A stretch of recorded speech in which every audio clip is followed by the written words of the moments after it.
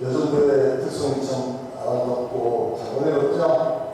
네, 오늘 주님 오신 날 이렇게 특성으로 또 이렇게 얘기할 수 있어서 너무 좋습니다. 자, 오늘 우리가 함께 나눈 말씀은 누가복음 2장 6절에서 20절까지 말씀입니다.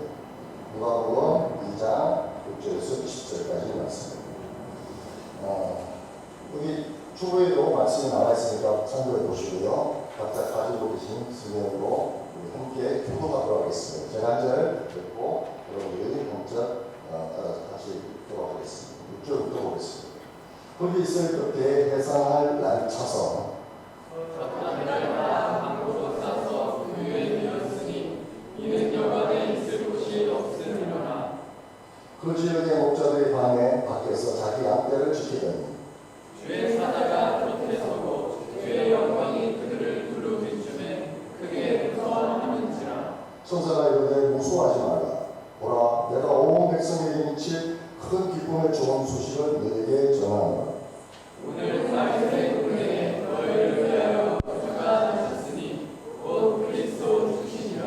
너희가 가서 단거에 쌓여 부요의 위에 있는 아이를 보리니 이것이 너희에게 표적이니라 하더니 호련히 수많은 천군이 그 천사와 함께 하나님을 찬송하여 이르되 지극히 높은 곳에서는 하나님께 영광이요 땅에서는 하나님의 기뻐하신 사람들 중에 평화로다 하니라. 천사들이 떠나 하늘로 올라가니 목자가 서로 말하되 이제 베들레헴으로 가서 주께서 우리에게 알리신 바 이 이루어진 일을 보자 하고 빨리 가서 마리아와 요셉과 부유의 누인 아기를 찾아서 보고 천사가 자기들에게 이 아기에 대하여 말한 것을 쓰더니 그 자가 다 목자들이 그들에게 말한 것들을 놀랍게 여기되 마리아는 이 모든 말을 마음에 새기어 생각하니라. 함께 읽겠습니다. 목자들은 자기들에게 이른 바와 같이 듣고 보는 모든 것으로 기하여 하나님께 영광을 돌리고 찬송하며 돌아가니라. 아멘. 오늘 무슨 날입니까? 네, 성탄절입니다. 주님께서 이 땅에 오신 성탄절이죠. 그런 의미에서 우리 한번 서로를 축복하면서 성탄 인사 한번 할까요? 메리 크리스마스! 그리고 주님께서 오신 날 왕이 오셨습니다. 그런 의미에서 우리 다시 한번 인사하겠습니다. 왕이 오셨습니다. 성탄의 축복과 은혜가 저와 여러분들의 가정 가운데 넘쳐나기를 소원합니다. 저는 오늘 누가복음 2장 말씀을 가지고 예수께서 우리에게 찾으신 그 사건 그리고 그때 그곳에 있었던 사람들의 모습을 통해서 성경이 우리에게 주시고자 하는 교훈과 메시지가 무엇인지 한번 살펴보고자 합니다. 먼저 말씀을 살펴보기 전에 여러분도 잘 아시만한 연극 한 편을 제가 소개하도록 하겠습니다. 이 연극은 보신 분도 있고 알만한 분도 계시겠지만 보시지 못한 분들을 위해서 잠깐 소개를 드리도록 하겠습니다. 제목은 빈방이 있습니까? 라는 제목입니다. 설교 제목도 제가 여기에 따왔습니다. 빈방이 있습니다. 이 연극은 The Quick Christmas라는 부제가 붙어있는 연극입니다. 내용 간단합니다. 성탄절을 앞두고 어떤 교회 학교에서 축하 공연을 메시지를 전하기 위해서 이 연극을 준비했습니다. 그 연극을 준비하는 그 과정 그리고 연극에서 이루어지는 그 내용이 이 연극의 주된 줄거리죠. 이 연극의 이제 내용은 이렇습니다. 그 아이들에게 조교 선생님이 한 사람씩 연극 계획을 합니다. 어떤 누구는 요셉, 누구는 마리아, 또 어떤 누구는 로마 병정. 그 교회학교 아이 중에 발달장애를 가진 아이가 하나 있었습니다. 그 아이에게도 선생님이 계획을 주어졌습니다. 아이들이 반대를 했습니다. 그 아이하고 같이 하면 너무 힘들 거라고 생각을 했기 때문이죠.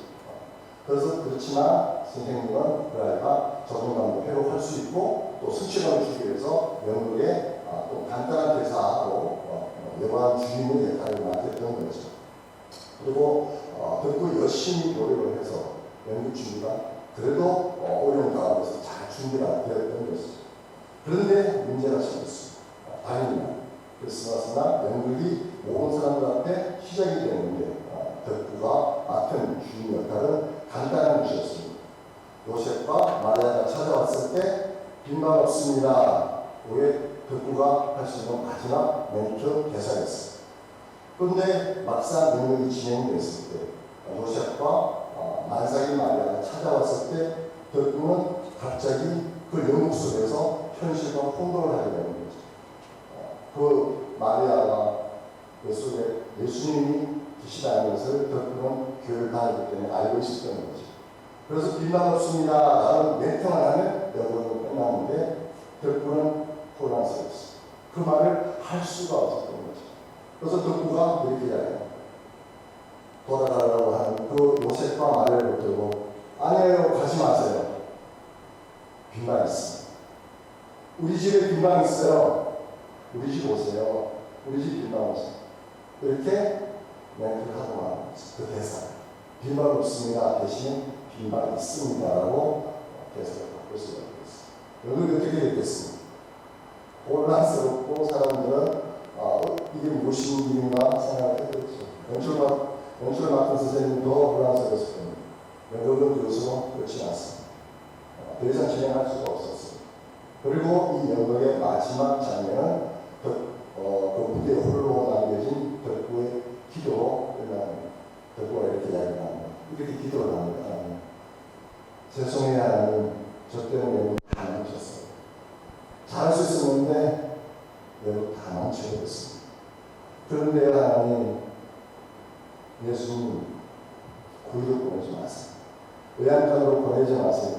우리 집에 방 있어요. 제가 열심히 내 방 청소해서 예수님 내 방에 오도록 할게요. 하나님, 그러니까 제발 외양간으로 가지 마세요. 그렇게 덕구의 마지막 기도로 이 연극을 마치게 됩니다.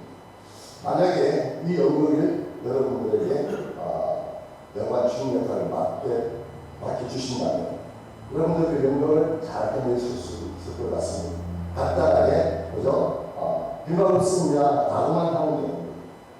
여러분 그 역할을 할 수 있을 것 같습니까? 아니면 덕구처럼 빈방 있습니다. 라고 그렇게 대사를 함으로 연극을 망칠 것 같습니다.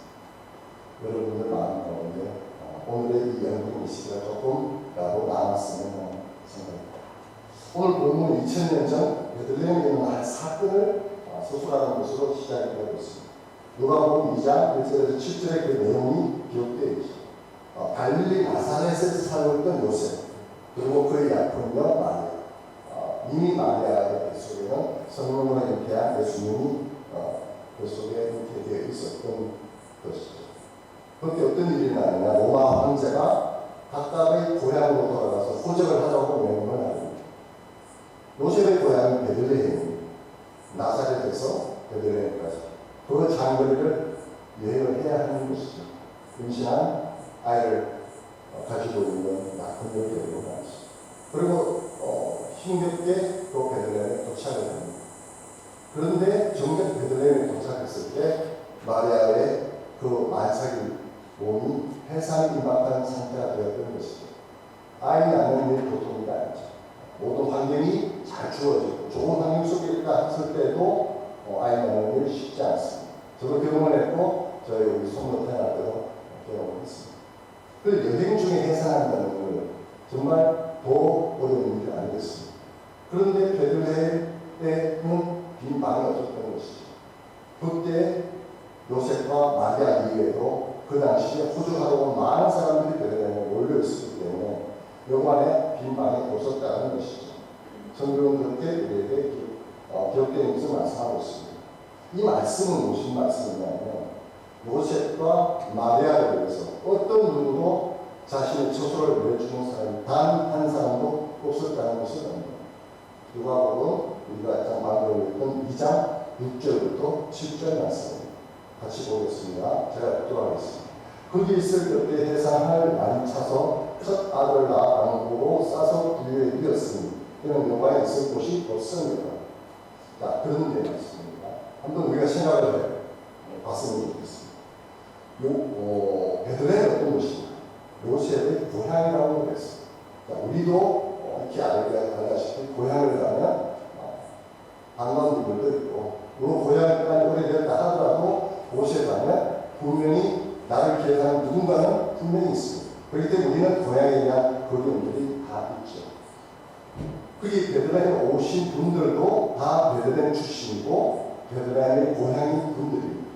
그분들이 어떤 사정에 대해서인지 객지로 흩어져서 살다가 로마 황제의 명령을 받고 그들은 베들레헴 고향 온 사람들이었죠.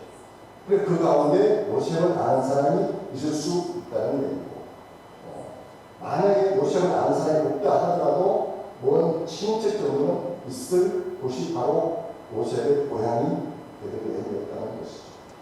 그런데 그 요셉과 그 야코니와 마리아가 만삭인 그 아내를 데리고 온 그 요셉을 위해서 방 하나 내주는 사람이 없었다는 것이죠. 그때 그 사람들의 마음이 강팍했을까요? 아마도 그것까지도 하나님의 뜻과 계획 가운데 이루어진 일이라고 저는 믿습니다.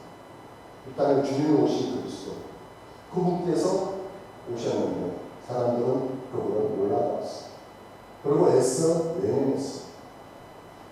요한복음은 이렇게 기록하고 있습니다. 요한복음 1장 10절에서 11절 말씀입니다. 제가 돌아가겠습니다. 그가 세상에 계셨으며 세상은 그로 말미암아 지음바 되었으되 세상이 그를 알지 못하였고 자기 땅에 오매 자기 백성이 영접하지 아니하였으나 그렇습니다.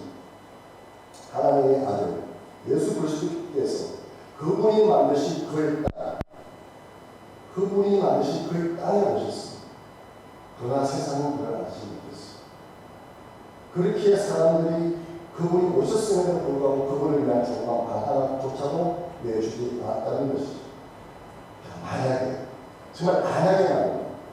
그 방에 그 어떤 누구가 해산 임박한 그 마리아가 불쌍하고 동일한 마음을 가지고 자기의 방을 내어주었다.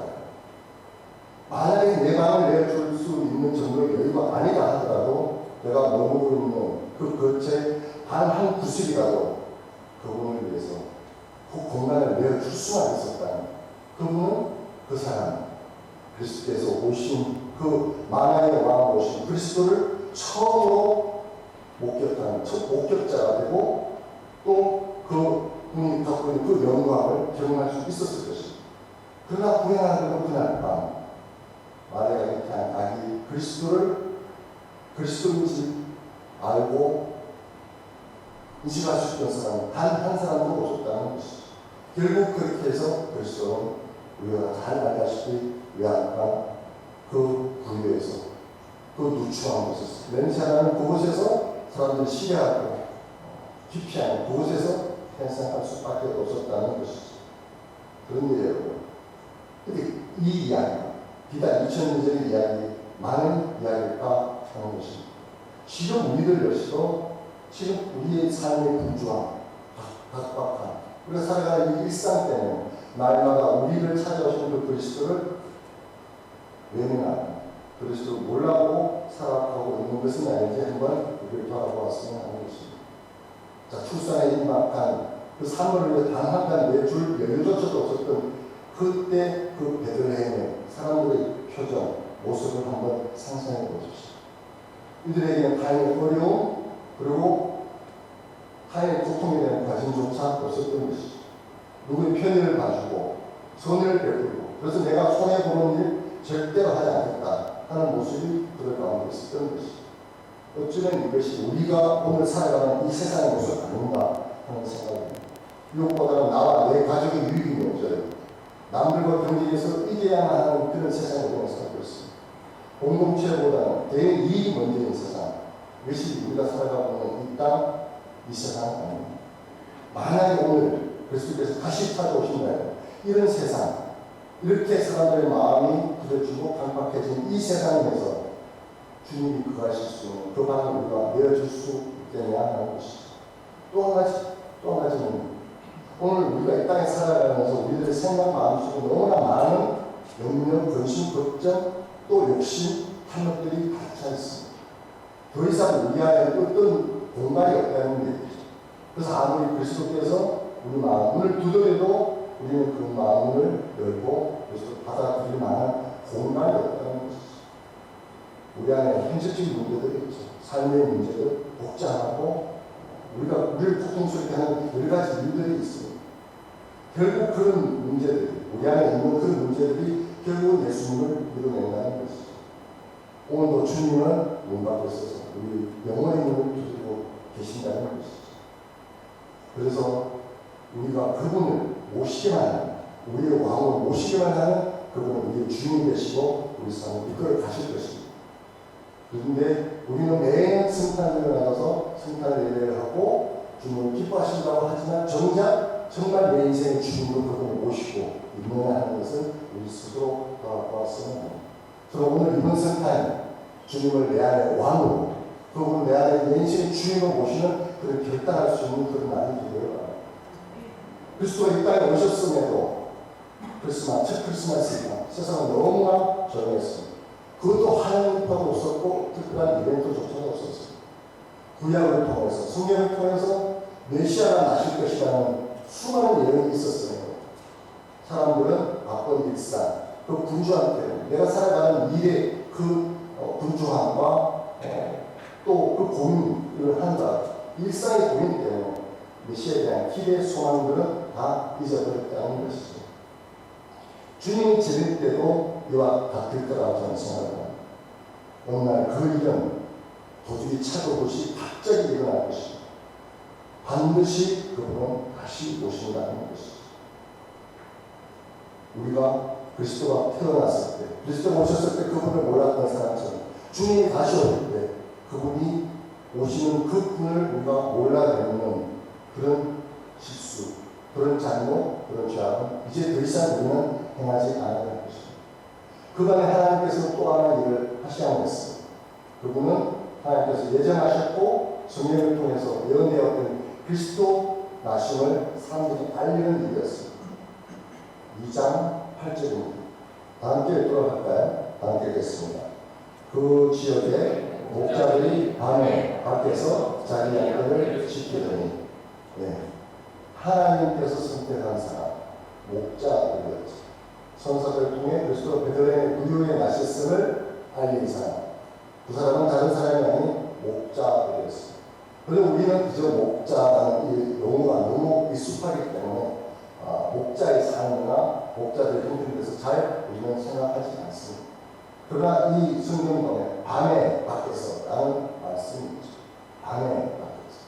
밤은 우리에게 휴식을 주고 대부분의 사람들은 가족들과 함께 편안한 휴식, 잠에 빠집니다.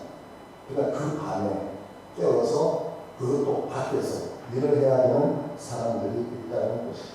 지금도 밤에 밖에서 일하는 사람들이 있습니다.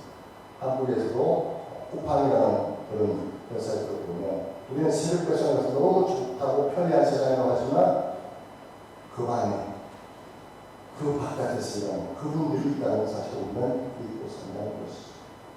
하나님께서 성탄의 첫 목격자 정인으로 사회적으로 그 당시 가장 소외되었던 그 사람들을 선택하셨던 것이죠. 성사들이 목자들에게 전한 소식은 뭐냐? 큰 기쁨의 좋은 소식.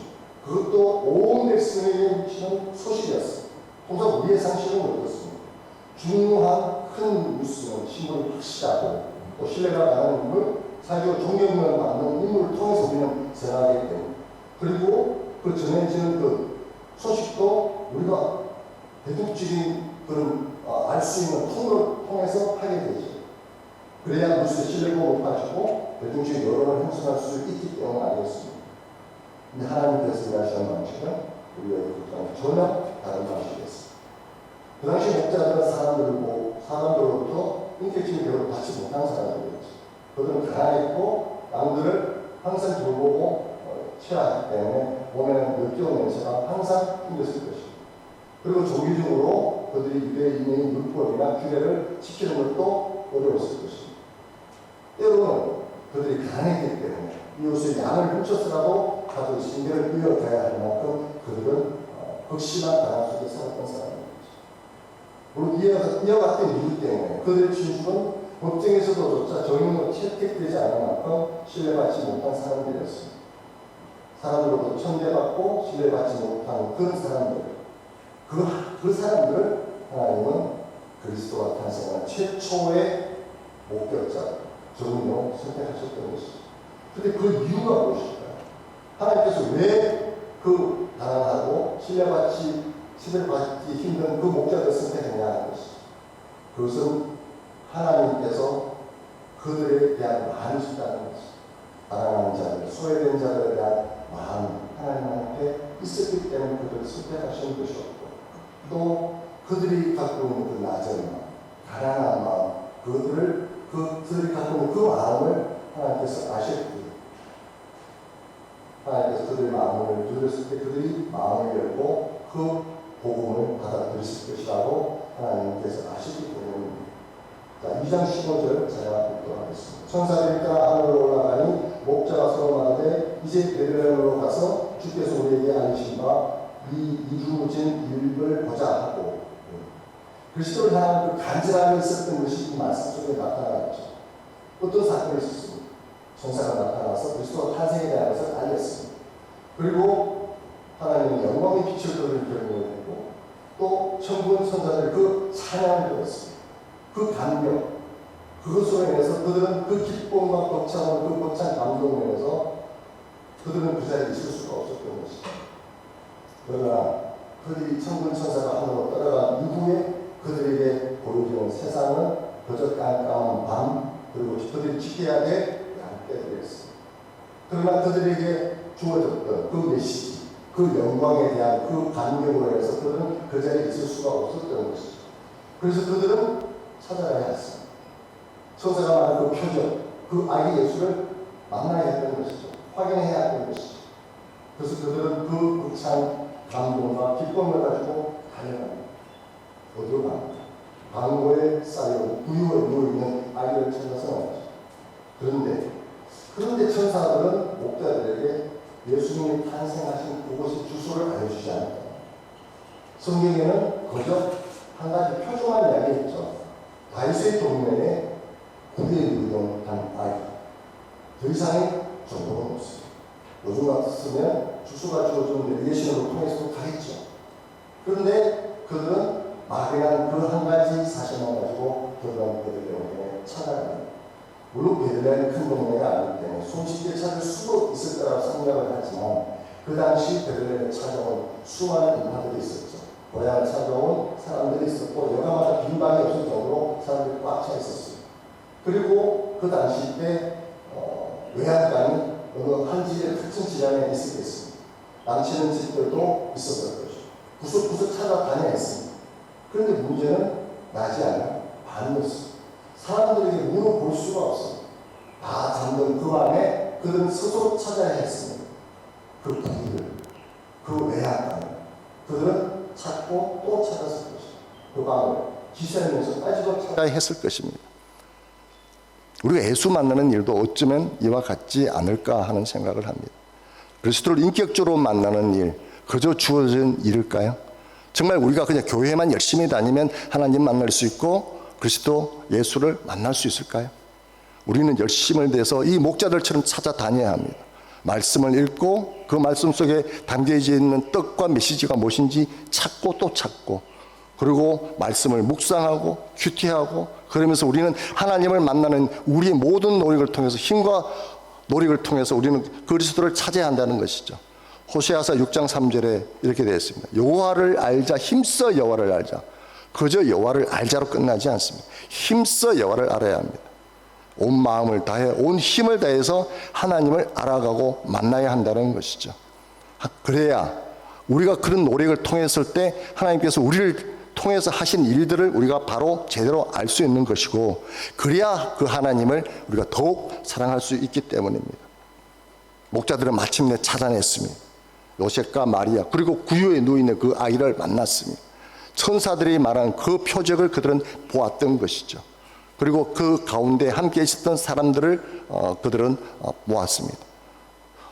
요셉과 마리아와 아기 예수만 그곳에 있는 것이 아니라 함께 있었던 사람들이 있었다고 성경은 기록하고 있습니다. 어떤 사람들인지에 대한 기록은 없습니다. 다만 우리가 추정할 때, 해산할 때 요셉 혼자 그 아이 출산을 맞을 수가 없었기 때문에 아마 누군가 도움이 필요했던 것이겠죠. 그때 그 도왔던 사람들이 그 자리에 있었다는 것이죠.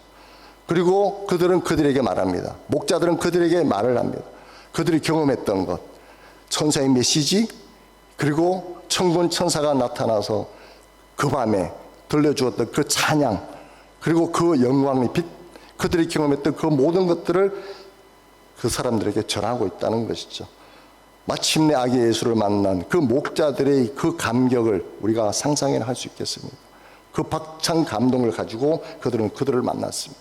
그리고 그들이 발견했고 만났던 예수를 떠나서 이제 그들은 다시 돌아가야 합니다. 그들이 돌아가야 할 자리가 어디입니까? 깜깜한 밤, 추운 바깥, 양떼들. 그것이 그들이 다시 돌아가야 될 삶의 자리였죠. 영광스러운 그 하나님의 탄생, 예수 그리스도가 태어나신 것을 경험했음에도 불구하고 그들이 다시 돌아가야 할 곳은 그들의 삶이 구차한 자리였다는 것이죠. 여러분은 어떻습니까? 예수 믿고 나서 여러분의 삶의 자리가 많이 바뀌셨습니까? 여러분을 힘들게 만들었던 그 상황과 환경들이 호전되고 좋아졌습니까? 예수 믿고 나니까 모든 것이 풍족하고 또 부유해졌거나 그동안 고통받았던 질병으로부터 완전히 노임을 받았다거나 광고로 힘들었던 사람들과의 관계가 완전히 회복되거나 말썽 부리고 쏙쏙이던 그 배우자나 자녀가 완전히 딴 사람이 되었거나 하는 그런 경험들을 한 적이 있습니다. 물론 그렇게 기적 같은 일들이 우리에게도 일어납니다. 저는 저와 여러분이 그런 기적을 다 경험할 수 있는 사람들이 되었으면 좋겠습니다. 그런데 현실은 어떻습니까? 대부분 예수 믿는 우리들이 살아가는 삶의 현장은 어떻습니까? 예수 믿기 전이나 예수 믿고 난 이후에도 우리의 삶의 자리는 변함이 없다는 것이죠. 여전히 우리는 그 삶의 문제들로 힘겨워해야 합니다. 재정적인 문제로 우리를 고민을 해야 하고 자녀 양육 문제로 또 골머리를 썩히게 하고 비자 문제가 또 우리 발목을 잡기도 하지 않습니까? 갑자기 찾아온 건강상의 위기가 한 개인과 가정을 송두리째 흔들어 놓기도 합니다. 그런데 오늘 본문에서 우리가 숙고해야 될 한 부분이 있다는 것이죠. 천사의 말을 듣고 아기 예수를 찾아 그들의 두 눈으로 그 예수를 만나고 그분을 경배하고 돌아간 그 목자들의 이후의 삶은 어땠을까 하는 것이죠. 성경은 따로 기록되어 있지만 우리는 추정할 수 있습니다. 예수 그리스도를 만난 그 사람들의 삶은 이전과는 달라졌을 거라는 것이죠. 그들이 살아야 할 삶의 현실은 달라지지 않았지만 그들이 바라보는 세상, 그들의 가치관, 삶의 방식과 태도는 달라졌을 거라고 생각을 합니다. 왜냐하면 예수를 만난 이후 그들은 그리스도를 위해 자신의 방을 내어 주었기 때문인 것이죠. 우리가 그 근거를 2장 20절에서 찾을 수 있습니다. 다 함께 성경을 찾아서 읽어보도록 하겠습니다. 시작. 목자들은 자기들에게 이르던 바와 같이 듣고 본 그 모든 것으로 인하여 하나님께 영광을 돌리고 찬송하며 돌아가니라. 예, 이 구절은 그렇게 끝이 납니다. 목자들은 자기가 경험했고 보았던 그 모든 것으로 인해 하나님께 영광을 돌리고 찬송하며 돌아갔다고 기록되고 있습니다. 이후의 삶에 대한 기록은 없지만 우리가 추정할 수 있는 것은 그들은 분명히 달라진 삶을 살았을 것입니다. 현실의 삶은 달라지지 않았지만 그들은 분명히 보았기 때문입니다. 그리스도를, 메시아를 그들은 만났고 보았기 때문에. 그렇기 때문에 그들은 한 가지 소망이 생겼던 것이죠. 무슨 소망입니까? 예수가 오심으로 그분이 가지고 올 하나님의 나라, 그 영광의 나라에 대한 기대가 그들에게 있었다는 것이죠. 하나님의 나라는 우리 눈에 보이지 않지만 우리의 마음에 임할 것입니다. 하나님의 나라 백성으로 살아가는 그 삶은 삶의 고단함도 우리가 사람들로부터 받는 편견, 오해, 배척도 넉넉히 이길 수 있다는 것이죠. 그리스도께서 2000년 전에 이 땅에 오셨습니다. 그분이 오시면 하나님의 나라는 이미 이 땅에 임했습니다. 그러나 그 나라는 아직 이루어진 것은 아닙니다. 그렇기 때문에 여전히 우리의 삶은 고통스럽고 또 많은 문제들이 남아있고 또 이 악한 세상, 악한 영들과 우리는 또 힘겨운 싸움을 해 나가야 합니다. 하지만 그 싸움은 이미 승리한 싸움이라는 것을 우리는 잘 알고 있습니다. 그렇기 때문에 우리의 상황, 환경이 달라지지 않는다 하더라도 오늘을 견뎌내고 인내할 수 있는 힘이 우리에게 있다는 것이죠. 우리를 위해 십자가에서 죽으시고 부활하신 그분은 다시 오셔서 그 나라를 반드시 완성하실 것입니다. 그 소망 가운데 우리는 오늘을 살고 견뎌내야 하는 것입니다. 오늘 주님 오신 날입니다. 성탄절 우리가 기쁘게 찬양도 하고 우리가 함께 경배도 드립니다. 근데 우리가 보통 성탄절을 뭘 합니까? 크리스마스 추리를 만들고 쇼핑도 하고 외식도 하고 여행도 가고 뭐 선물도 주고받고 이렇게 우리가 성탄절을 보내고 있죠. 물론 이 얼마나 좋은 기쁨에 대한 나눔이 얼마나 좋습니까? 하지만 저는 여러분들에게 한 가지 더 제안 드리고 싶습니다. 성탄절, 예수 그리스도께서 오신 이날, 그 모든 우리가 행하는 것도 중요하지만 그 무엇보다 우리의 영혼 속에, 우리의 마음속에 찾아오시는 그 예수 그리스도를 내 마음의 주인으로 모시고 왕으로 모시고 그분께 내 마음의 자리를 내어드린다는 것이 무엇보다 중요하다는 것을 말씀드리고 싶습니다. 그리고 내 마음에 받아들인 그 예수, 내가 만난 그 예수를 아직도 예수가 누군지, 그리스도가 누군지 모르고 살아가는 수많은 사람들에게 내가 만난 그 예수 그리스도를 전할 수 있는 그런 날이 되었으면 좋겠습니다. 오늘 주님이 오셨습니다. 그리고 그분은 다시 오실 것입니다. 오늘 이 땅에 오신 그 주님을 우리가 내 안에 모시고 다시 오실 그분을 우리가 기다리기를 원합니다. 우리 삶이 힘들고 또 괴롭고 고단하지만 우리는 그 소망 가운데 살아가는 사람들 아닙니다. 주님 오실 때 우리 눈물을 닦아주시고 반드시 우리를 품어주실 것입니다. 수고했다, 애썼다, 그렇게 우리를 위로해 주실 것이라고 믿습니다. 우리의 왕이시고 주님이신 그리스도를 기뻐하고 찬양하는 복된 성탄절 되시길 바랍니다. 그리스도께서 주시는 은혜와 평강이 여러분들과 여러분의 가정 가운데 있기를 축원드립니다. 기도하시겠습니다. 거룩하신 하나님 아버지, 죄악으로 가득한 이 세상 가운데 우리를 위해 평화의 왕으로 예수 그리스도를 보내주시며 감사를 드립니다. 이 성탄절에 그리스도께서 인간의 몸으로 오신 성육신 사건의 참된 의미를 되새기는 시간 되기를 원합니다. 내 삶의 진정한 주인은 내가 아님을 고백합니다. 이제 저희와 영원히 함께 하실 원하시는 주님께 저희의 모든 삶의 자리를 내어드리며 맡기기를 원합니다. 저희의 그런 믿음의 결단을 할 수 있는 용기와 믿음을 주시옵소서. 그리하여 성탄의 기쁨과 한의로 말미암아 용서와 화해 그리고 치유와 회복을 경험하는 저희들 되게 하옵소서.